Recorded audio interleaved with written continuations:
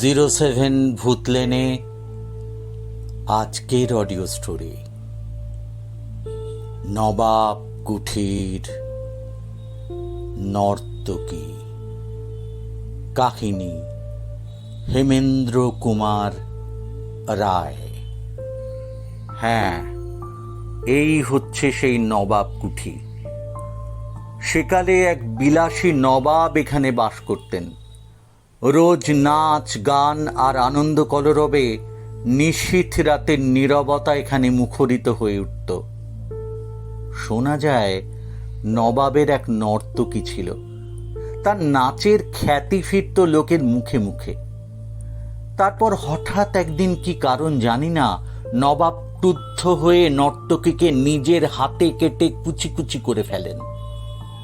আর সেই দিন রাত্রেই নাকি নবাবও গুপ্ত ঘাতকের হাতে প্রাণ দেন।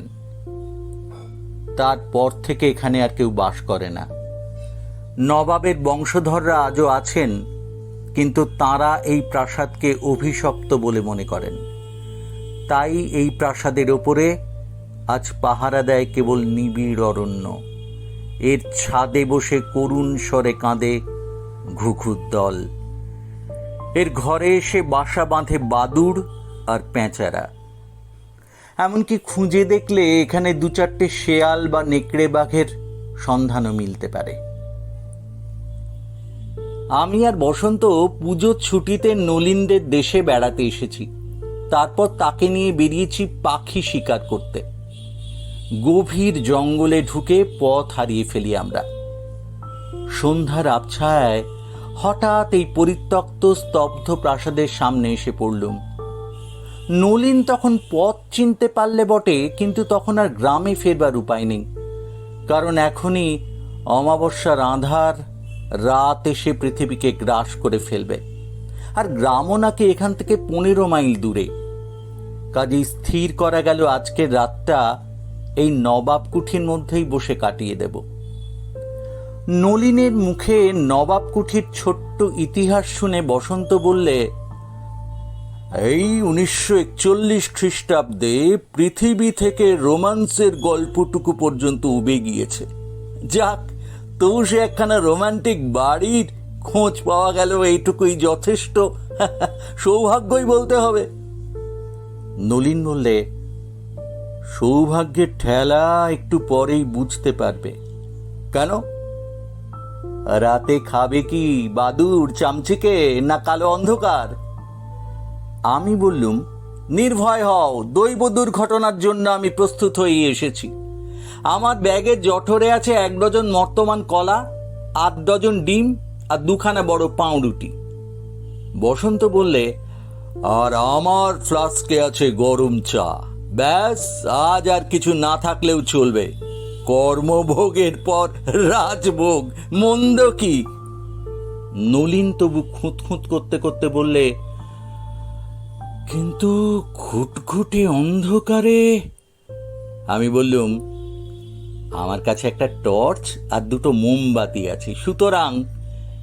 বসন্ত বললে, সুতরাং দুর্ভাবনায় জলাঞ্জলি দিয়ে এই কোণটা পরিষ্কার করে ফেলা যাক। এখানে যে ধুলো জমে আছে তার বয়স অন্তত 100 বছর হবে। তখনও ভালো করে সন্ধ্যার আসর বসেনি। পশ্চিম দিকের বড় বড় জানলাগুলো দিয়ে যেটুকু ম্লান আলো আসছিল, তাইতেই ঘরের ভেতরটা দেখা যাচ্ছিল আবছা আবছা। এই হচ্ছে একটা মস্ত বড় হল ঘর। এর মধ্যে অনায়াসে 100 জন লোকের জায়গা হতে পারে। কেবল মেঝের সমস্তটাই নয়, চারিদিকের দেয়ালও শ্বেতপাথরে বাঁধানো। অযত্নে ও কালের প্রভাবে মার্বেলের শুভ্রতা মলিন হয়ে গেছে বটে, তবু তার ভেতর থেকেই নবাবী ঐশ্বর্যের যে দীপ্তি তা ফুটে উঠছিল। এসব কিছু আমাদের মুগ্ধ করে দিলে।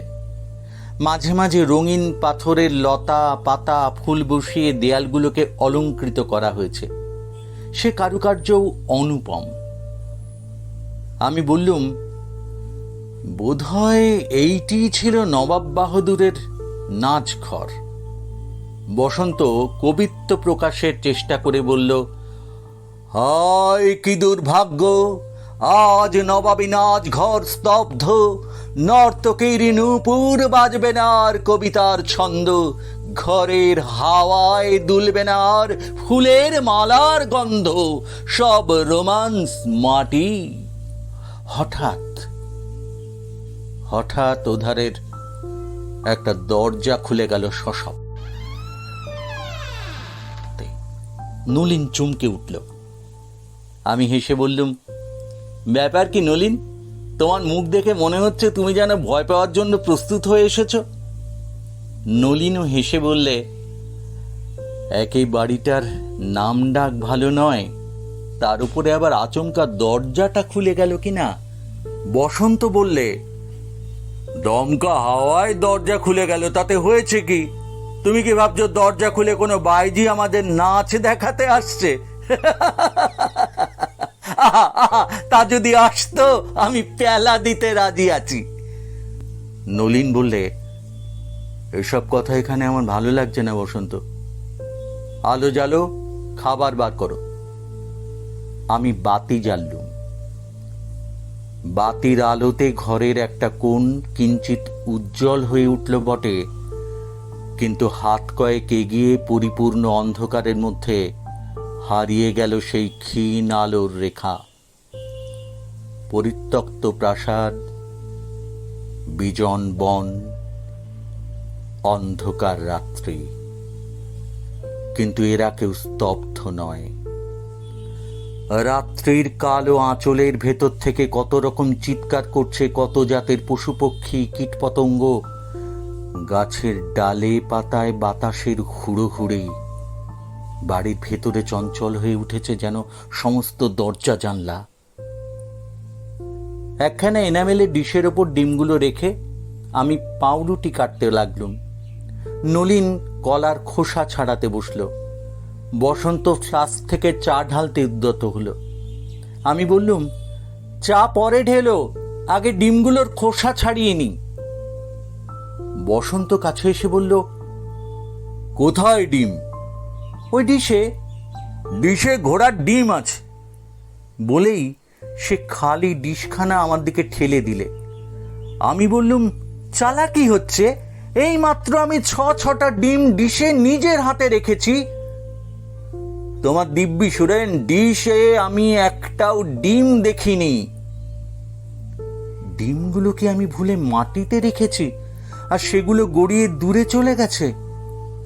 দুটো বাতি জেলে টর্চের আলো নিয়ে তিনজনে মিলে ঘরের চারদিকে খুঁজতে লাগলুম, কিন্তু একটাও ডিম আবিষ্কার করতে পারলুম না। মাথা চুলকোতে চুলকোতে বললুম, তবে কি কোনো জন্তু টন্তু আমাদের অজান্তে এসে ডিমগুলো নিয়ে পালিয়ে গেল? বসন্ত বললে, অসম্ভব। তবে সেটাই তো হচ্ছে প্রশ্ন। এ বাড়িতে আমরা ছাড়া নিশ্চয়ই আরো কোনো মানুষ আছে। হতভাগা চোরকে এখনই আমি খুঁজে বার করব। আচম্বিতে আমিও অনুভব করলুম ঘরের ভেতর আমরা ছাড়া যেন বাইরের কোনো লোক এসে হাজির হয়েছে। কোনোখানে পুরু অন্ধকারে গা ঢেকে সে যেন অদৃশ্য চক্ষের ছুরির মতন তীক্ষ্ণ দৃষ্টি হেনে আমাদের প্রত্যেক ভাব ভঙ্গি লক্ষ্য করছে। মনে মনে শিউরে উঠে বললুম, বসন্ত, বসন্ত, এই বাড়িতে নিশ্চয়ই কোনো রহস্য আছে। এখান থেকে আমরা বেরিয়ে পড়ি, চলো। বসন্ত ক্রুদ্ধ স্বরে বলল, না না, কিসের ভয়ে পালিয়ে যাব? আগে আমি চোরটাকে ধরে শিক্ষা দিতে চাই। সে হেঁট হয়ে বন্দুকটা তুলে নিলে। নলিন সচকিত স্বরে বললে, দেখো দেখো, ওই দেখো, ওই কোণে সাদা মতন কি রয়েছে দেখো। ঘরের দক্ষিণ কোণে মেঝের ওপর সত্যই শ্বেতবর্ণ কি যেন অস্পষ্টভাবে দেখা যাচ্ছে। টর্চের আলো তার ওপর পড়তেই দৃষ্টি স্তম্ভিত হয়ে গেল।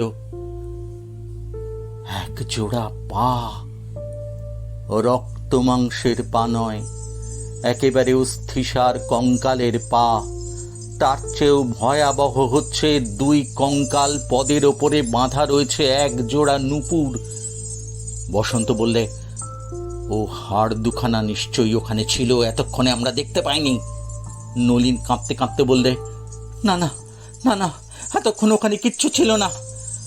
আমি বললুম, নলিন, সেকালের সেই নবাব নাকি তার নর্তকীর দেহকে কেটে কুচি কুচি করে ফেলেছিলেন। নলিন আমার কথার জবাব না দিয়ে আর একদিকে অঙ্গুলি নির্দেশ করে রীতিমতো কান্নার স্বরে বলল, ও আবার কি বসন্ত, ও আবার কি? চকিতে ফিরে দাঁড়িয়ে দেখলুম আর এক রোমাঞ্চকর দৃশ্য। এতক্ষণ আমরা ঘরের যেখানে ছিলুম ঠিক সেখানেই পাথরের দেওয়ালের ওপর জল জল করে জ্বলছে দুটো আশ্চর্য চক্ষু। চোখ দুটো যেন লাল টকটকে পদ্মরাগ মণি দিয়ে তৈরি। তাদের ভেতর থেকে ঠিকরে ঠিকরে পড়ছে যেন মৃত্যু ভীষণ দুর্দান্ত ক্ষুধা। বিনা বাক্য ব্যয়ে বসন্ত বন্দুক তুলে চোখ দুটোকে লক্ষ্য করে ঘোড়া টিপে দিলে। বন্দুকের বিষম গর্জনে ঘরটা যেন ফেটে গেল। কিন্তু সেই বিভৎস রক্তাক্ত চোখ দুটো জ্বলতে লাগলো ঠিক তেমনি জল জল করেই। ওদিকে বন্দুকের ধ্বনি প্রতিধ্বনি ভালো করে মিলিয়ে যেতে না যেতেই ঘরের মধ্যে আর একটা অদ্ভুত শব্দ জেগে উঠল, আমাদের সর্বশরীর আচ্ছন্ন করে দিয়ে। ঠক ঠক ঠকাঠক ঠক, ঝুম ঝুম ঝুম ঝুম। ঠিক যেন দুখানা নুপুর পরা হাড়ের পা মেতে উঠেছে নাচের আনন্দে। পর মুহূর্তে বিকট এক আর্তনাদ করে নলিন ছুটল বাইরের দরজার দিকে। ঠক ঠক ঠকাঠক ঠক, ঝুম ঝুম ঝুম ঝুম। বেশ বুঝতে পারলুম নুপুর পরা হাড়ের পা এগিয়ে আসছে আমাদের দিকেই। পিছন ফিরে দেখতে ভরসা হলো না। এতক্ষণে হয়তো সেখানে আবির্ভূত হয়েছে কোনো ভয়াবহ কঙ্কাল মূর্তি। বসন্ত চিৎকার করে বললে, কাপুরুষ, কিসের ভয়ে পালালো? এসব এসব হচ্ছে হ্যালুসিনেশন, মিথ্যে মরীচিকা। তার হাত ধরে প্রাণপণে টানতে টানতে বাইরের দিকে অগ্রসর হয়ে আমি বললুম, পাগলামি করো না বসন্ত, শিগগির বেরিয়ে এসো, এ প্রাসাদ মানুষের পৃথিবীর বাইরে। গল্পটি ভালো লাগলে লাইক করবেন, শেয়ার করবেন আর সাবস্ক্রাইব করবেন।